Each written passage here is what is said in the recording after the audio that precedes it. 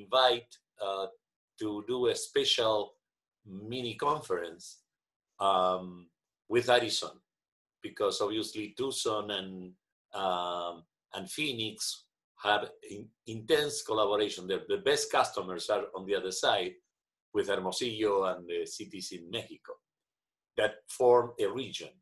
And you can see there the logo, the Arizona Sonora mega region. So they say yes, but now came the coronavirus crisis. So we basically work on this concept of how can we help keep the value chains working. And here's where I see connection with what you sent to me, okay? What we propose, and I send you this, is a,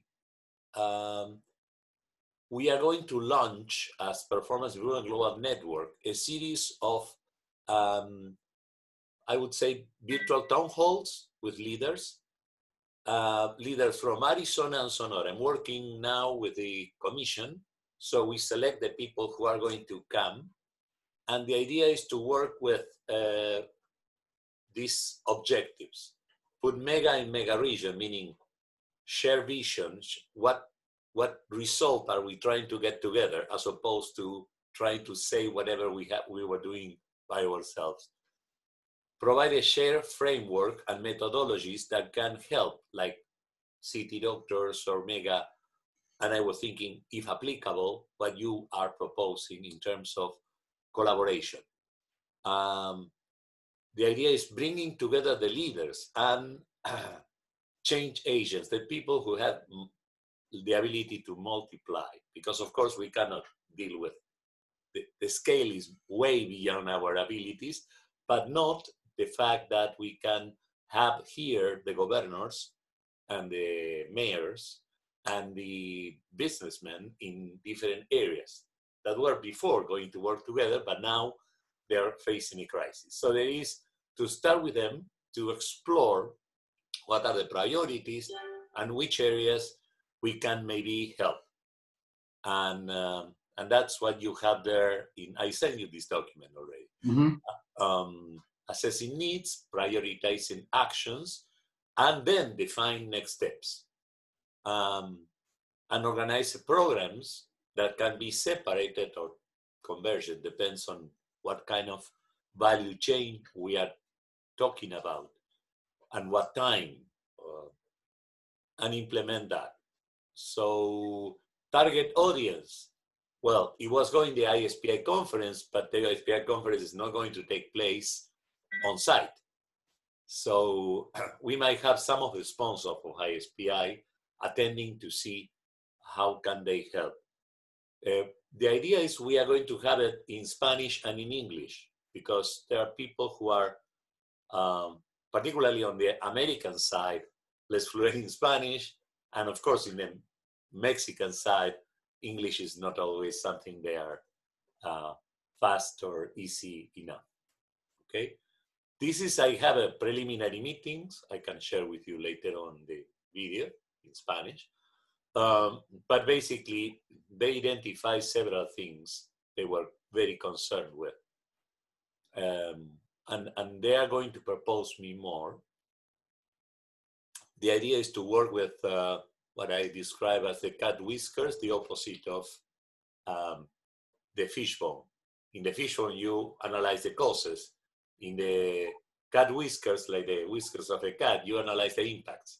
Say, okay, if we are going to be closed, totally closed, or partially closed, or we have quarantine, or we have this or that disruption, what is going to happen and what actions should we take, or can we, or who should, okay?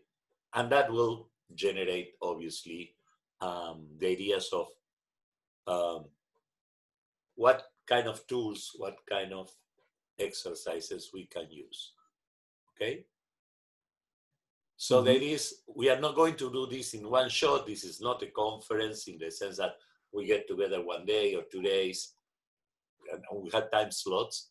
These are going to be 1 hour max bits with 70% of the time people talking about their problem and us trying to understand and then figure out with these leaders, okay, what things can be done next. Okay, and we use tools, basically what we are working now with, Blackboard, and eventually identifying that. That's to give you an idea of more or less what we are looking at. I cannot tell you exactly how it would fit, because we still have to, number one, this week I'm going to have a meeting like this, or we already have responses from we will have the Chamber of Commerce. I want to have the Chamber of Commerce of Arizona and the Chamber of Commerce of Sonora. So we start with the top, and then we start identifying what is priority for them. As at the same time, this is an unfolding crisis, so coronavirus and the decisions that it will generate will be going on. So the idea is to start more likely by the end of April. We are just preparing now. Okay, so this will be April, May. My estimate is by then we will really know the scale, the scope, and the probable directions in which the crisis is going and how is it affecting the people. Mm-hmm. There are also two main areas that I identify. One has to do with the economy, and the other has to be with people, health, and education and communications. So on the economic side, we have the leader of our group is an economist. He's working and trying to bring some economists from the American side to work on the value chains and to work out, okay, are going to be meetings that had to do with how do we solve this problem.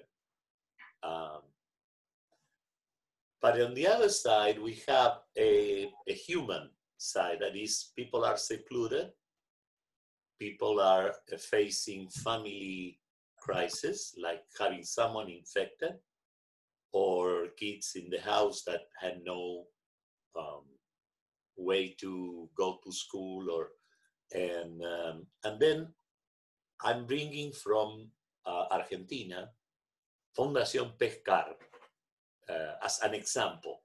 But it is for you also, if you want to participate, to think about it. What the Pescarda people do is we are working, as you know, in Barrio 31, Buenos Aires, with a slum. We are turning around a slum into a neighborhood. And one of the things we discover is that everybody there is connected through WhatsApp. But not only they do business outside the think of Cabrini Green or a bad part of the city that customers do not want to get in, but they can reach out through WhatsApp groups, and they basically get paid through applications such as the Amazon of Argentina, which is called Mercado Libre, the unicorn, etc., etc. But the important thing is, Fundación Pescar, a lot of companies, we brought several companies, large companies, to hire people in the neighborhood, in the slum. For example, we have McDonald's, we have Banco Santander, and we have Veolia, which is a French company for waste management. We basically created 3,000 jobs. But the problem we have is to keep the jobs, to keep people going, because they come from selling on the streets, from having no jobs, not going to school. So Pescar, this non-profit organization, what they do is they coach one by one these kids. They call them every day, establish a personal relationship with the family and with the person who gets any employed, and guarantee or help them to keep working, keep going to school, keep doing whatever they are doing to get out of the situation. And the results have been really amazing. We had, like, to give you an idea, we put an announcement from for jobs in McDonald's. We put a McDonald's in the neighborhood. And we have, let's say, 100 applications. From these 100 applications that were accepted in principle, only 30% showed up. So I asked them to find out what happened with the 70% who didn't. And we discovered that they were required by the families of the people living in the household to do other things. So they couldn't keep a full-time job.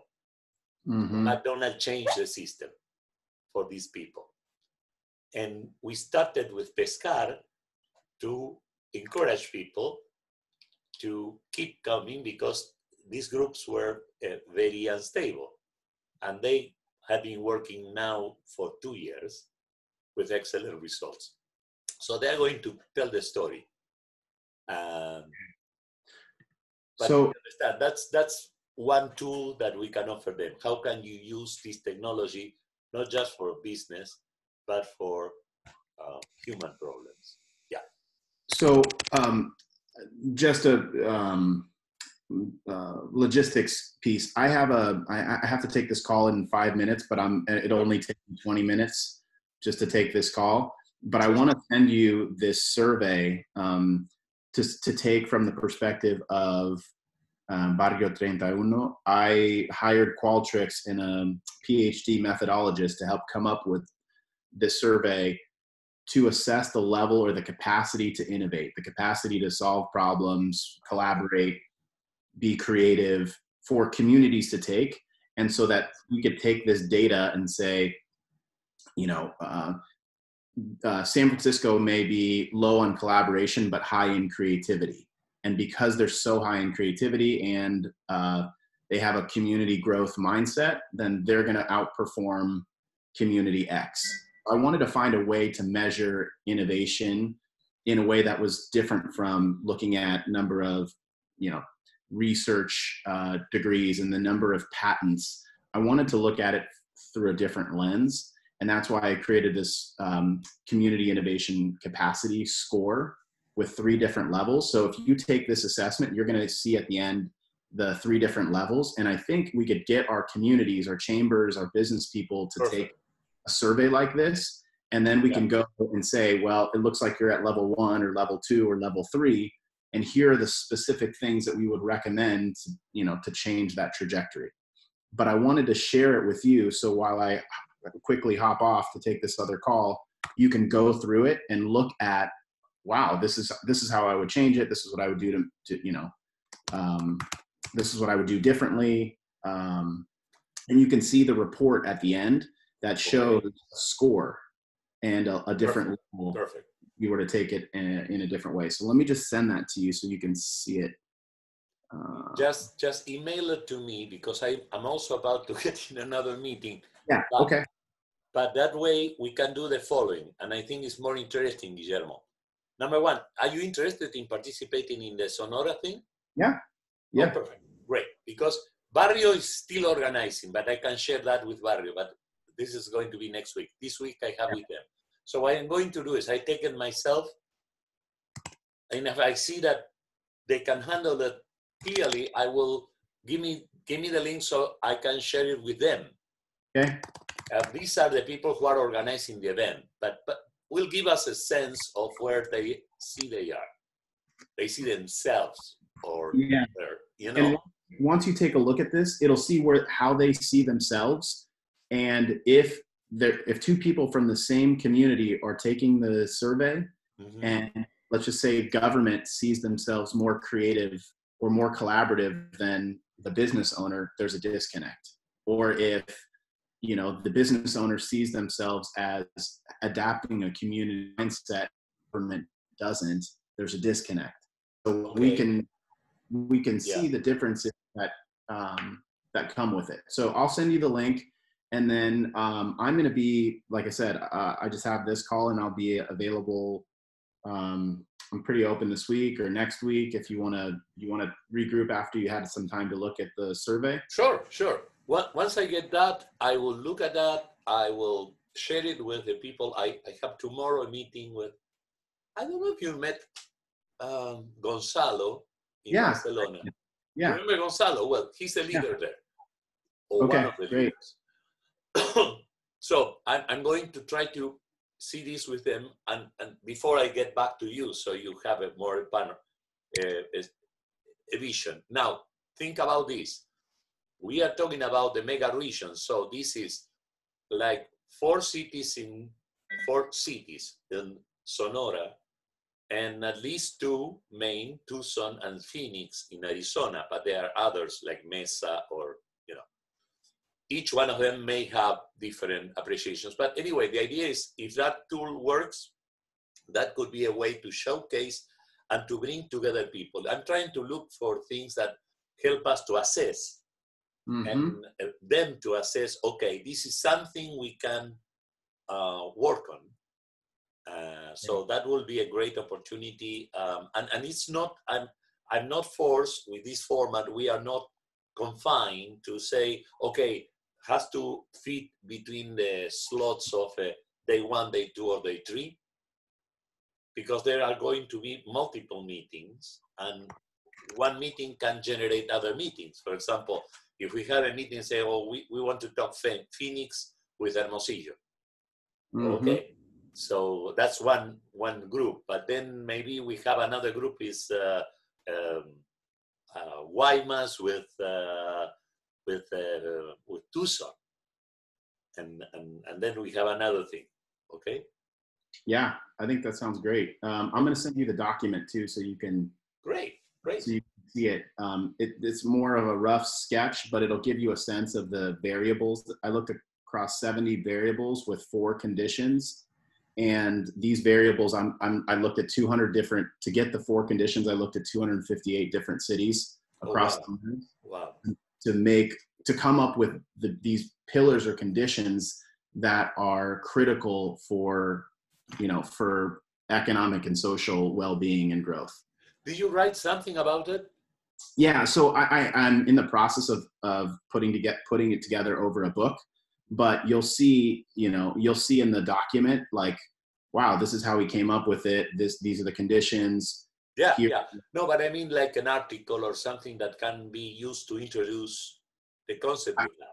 I haven't yet, and that's why I reached out to say, hey, maybe this concept could be an article that we write, and okay.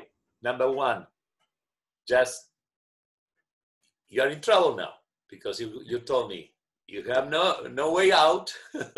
Great. Number 2, no excuse. Number 3, I'm a publisher. Okay, yeah. So I want you to write an article. If you want help from me, I will be happy to provide it. But think of start with something simple. Like I usually start with an abstract and a table of contents. So you give me a sense of, okay, this is what I would talk about. If you have an abstract, a summary, 150 words to describe it, because that way I can make it visible. And I can help people to realize, oh, wait a minute, because I have people in Argentina, I have people in Mexico, and I have people in Arizona. Okay. But those people may, and I have the universities also. So you know how academics like to write and read things. Yes. So that will help also because we have Arizona, University of Arizona, Arizona State, we have Sonora Institute of Technology, and in Buenos Aires, we have several equivalent to those. Okay. And I have also the JPAL lab from MIT that is working in Barrio 31 with me. So all that will be helpful if you have an article. And yeah, I have. I mean, so the goal of this was all to put together a bigger book. But I want to give you a snippet of this so that I can write an article on it. Exactly. Something like a LinkedIn article. Yeah. Yeah, that's perfect. That's something we can just use to for people Yeah. who basically had to have an idea. And anyway, perfect. Yeah. I'll send you this in the link right now, and you take a look at it, and I'll message you in a little bit to see what you think. Okay, I'm going to be in meetings, but once you send me that, I will do it, and I promise I will get back to you within the week. Okay. Perfect. That sounds great. All right. Wonderful. Great to see you again. You too. Take care. Bye.